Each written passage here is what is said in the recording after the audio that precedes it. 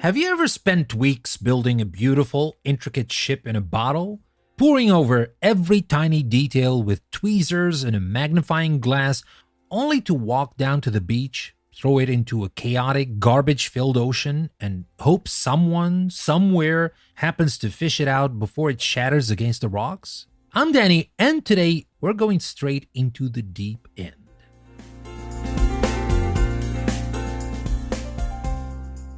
I want to talk to you about a decision I made recently. If you've been following my work, you might have noticed something missing. If you went searching for my latest tracks on the usual suspects, Spotify, Apple Music, among others, you didn't find anything, right? You won't find my back catalog there anymore either. I took it all down. Every single track. Every symphony, every electronic experiment, every fusion piece I've ever poured my soul into, gone. And no, I wasn't banned for accidentally sampling a Taylor Swift sneeze. I did it on purpose. I packed up my sonic bags and walked out of the biggest digital record stores in the world. Today I want to tell you why. Because the truth is, I'm not alone in feeling this way. There is a quiet exodus happening among independent musicians, composers, and producers. We are stepping off the treadmill. And for me, it came down to a matter of survival. Not financial survival, because let's be honest, nobody's surviving on streaming royalties unless you are a global pop megastar. Not for that kind of survival, but artistic and mental survival. Now, let me give you a little context about where I come from musically. If you know me, you know my brain is a bit of a crowded room. My foundation, my bedrock, is classical music. I grew up breathing in counterpoint, the massive architectures of the Baroque era, the emotional swells of the Romantic era, but I am also deeply, hopelessly in love with electronic music. I love the clinical precision of a drum machine, the warmth of an analog synthesizer, the way a sub-bass can physically vibrate your ribcage. And then there is maqam music, the modal system of the Middle East and North Africa. The microtones, the quarter notes that sit perfectly between the keys of a piano, hitting a frequency of human emotion that Western scales simply cannot reach. My entire life's work, my passion, is finding the invisible threads that connect these worlds. I want to know what happens when you take a traditional Hijaz maqam and play it on a distorted Moog synthesizer over a driving techno beat accompanied by a soaring string section. I want to build bridges between a classical cello and the Roland TR-808. That is my playground. That is where I find my joy. But here's the harsh reality I had to face. The modern streaming ecosystem is not built for playgrounds. It is built for factories. When streaming first became the standard, we were sold a beautiful lie. We were told it was the ultimate democratization of music. No more gatekeepers. No more record executives in suits telling you your music was too weird. You just upload your track and boom, you have access to a global audience of billions. The world is your oyster. What they didn't tell us is that the oyster is buried under a mountain of digital concrete and another 100,000 oysters are being dumped on top of it every single day. Now let's talk about the saturation. Do you know how many new tracks are uploaded to the major streaming platforms every single day? Now my numbers may not be accurate, but I'm pretty much, if it's not this number, it's much more now. It's over 120,000 tracks every single day. Take a second to actually visualize that number. In the time it takes you to listen to this podcast episode, thousands of new songs have just been pushed onto the servers. And a terrifying percentage of that isn't even human. This brings me to one of the biggest reasons I had to get out. The rise of the AI farms. Now, I love technology, don't get me wrong. I produce electronic music. I stare at screens and sequence MIDI for a living. I am not a purist who thinks music must only be made with wooden instruments by candlelight. Not at all. But what is happening right now is a different beast entirely. We are seeing the industrialization of background noise. There are literal server farms out there, algorithms written by tech bros who couldn't tell a treble clef from a treble hook, generating thousands of tracks an hour. They analyze what works for studying, what works for sleeping, what works for chilling, and they pump out endless, sterile, soulless variations of it. Relaxing lo-fi beats to study to volume 8042. Rain sounds with gentle piano, part 900. These tracks are uploaded under dozens of fake artist names. They get bundled into massively popular algorithmic playlists. And because they are generated at zero cost and zero emotional investment, they can flood the market. How is an obscure, independent composer supposed to exist in that space? I spent a lot of time meticulously writing a fusion piece. And then I spent some more time making sure the transition from the acoustic oud to the digital synthesizer feels seamless and emotionally earned. I agonize over the exact velocity of a snare hit. And when I finally release it, it is immediately buried under a daily avalanche of algorithmic slop generated by someone trying to game the system for fractions of a penny. It is completely demoralizing. It feels like trying to have a nuanced, philosophical conversation in the middle of a screaming, crowded stock exchange floor. And speaking of those fractions of a penny, let's talk about the economics because it is honestly insulting. We all know streaming doesn't pay well. That's not a secret. But when you are the one looking at the dashboard, seeing that thousands of people actually listen to your music, your deeply personal art, and the platform hands you a check for enough money to buy exactly one mediocre sandwich, it breaks something inside of you. It shifts your perspective.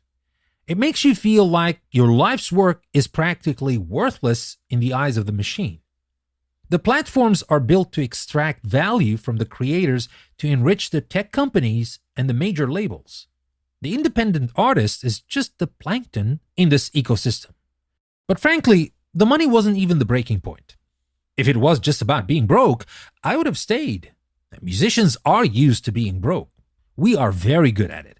It is practically a prerequisite for the job. That was not the breaking point. The real breaking point, the absolute final straw for me, was the algorithm. The dictatorship of the algorithm. Streaming platforms don't just distribute music.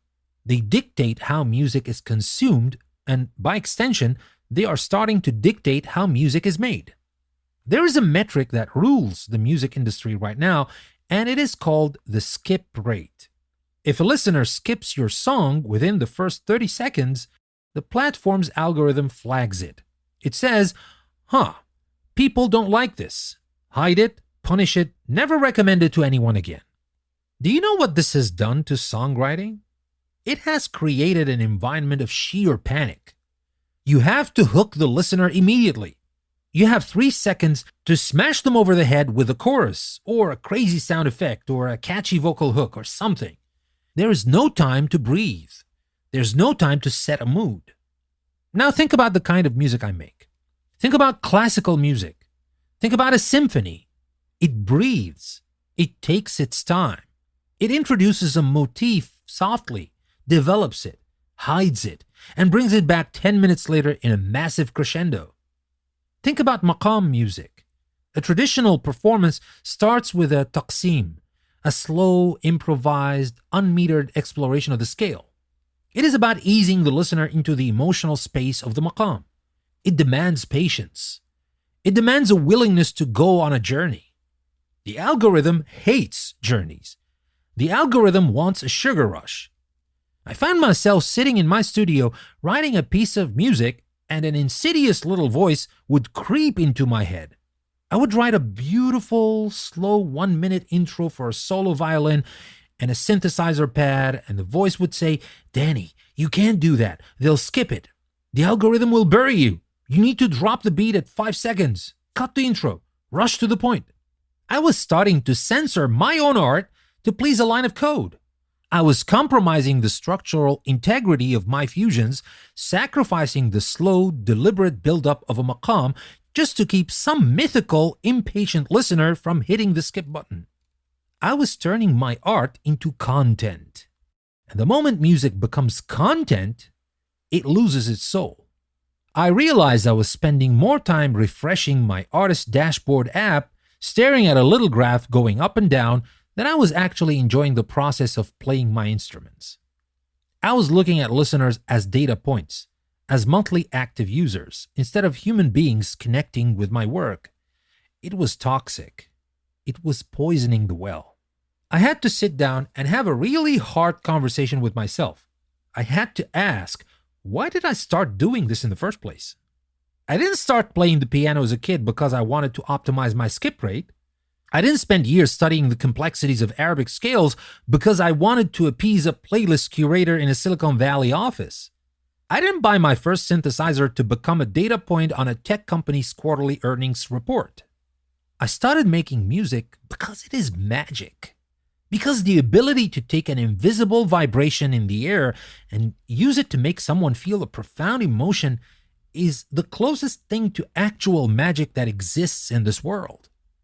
I started doing it to have fun, to be happy, to explore the infinite possibilities of sound, to express things that my vocabulary simply isn't equipped to handle. I realized that keeping my music on those platforms was actively destroying my mental health and my love for the craft. It was an abusive relationship, and the only way to win was to stop playing their game. So I deleted it all. And I cannot even begin to describe the wave of relief that washed over me when I hit that button. It was like taking off a heavy backpack after a 5-day hike. I could breathe again.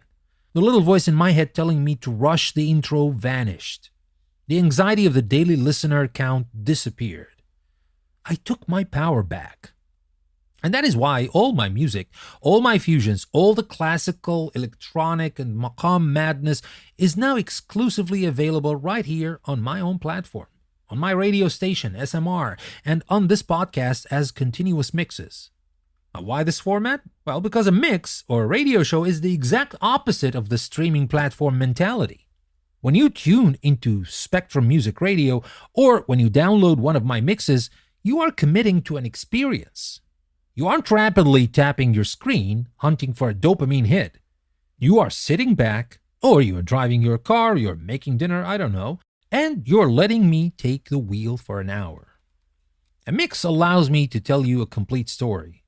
It allows me to play a 10-minute ambient piece that slowly morphs into a driving techno beat, seamlessly transitioning into traditional acoustic maqam performance, and then resolving into a lush string quartet. I can control the pacing. I can create the context. The music isn't isolated, stripped of its meaning, and sandwiched between a pop song and a detergent commercial on a randomized playlist. Here, the music lives in its own house, a house I built. It means that the audience I have now, the people listening to my voice right now, you are here on purpose.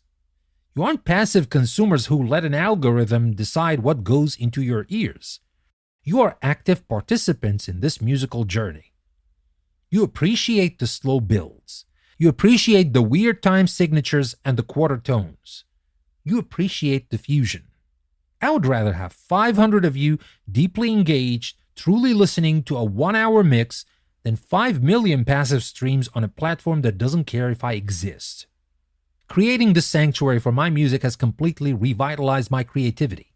I'm having fun again. I'm experimenting without fear. I'm writing 15-minute pieces just because I feel like it. I'm blending sounds that have no business being blended, purely to see what happens. I'm back to being the mad scientist in the laboratory, and the door is locked to anyone who just wants a quick fix. I set the rules. The music industry is going to keep doing what it does. The AI farms will get more sophisticated. The platforms will find new ways to squeeze artists. The volume of noise will keep turning up. But I don't have to participate in it. And honestly, neither do you.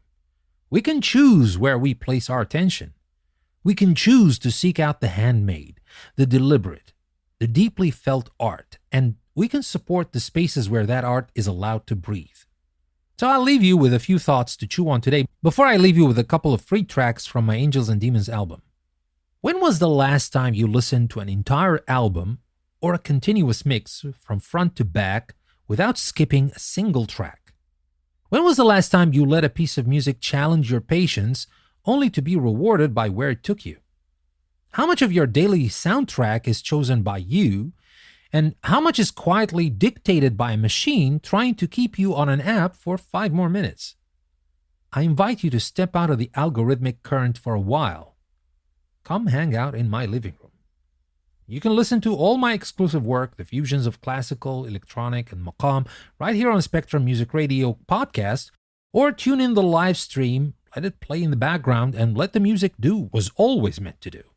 And if you want to take the journey with you, then make sure to subscribe to this podcast. Every mix is curated, every transition is deliberate, and it is all created by a human being who just wants to share the magic of sound with you. Thank you very much for being here. Thank you very much for truly listening. I will leave you now with a couple of tracks from my Angels and Demons album, and I'll catch you in the next episode. And don't forget to subscribe to get all the mixes I create on Spectrum Music Radio Podcast, or as I told you before, you can catch the live stream on SMR Radio. You will find the links in the description of the episode. Thank you very much for listening. I'll see you again next time.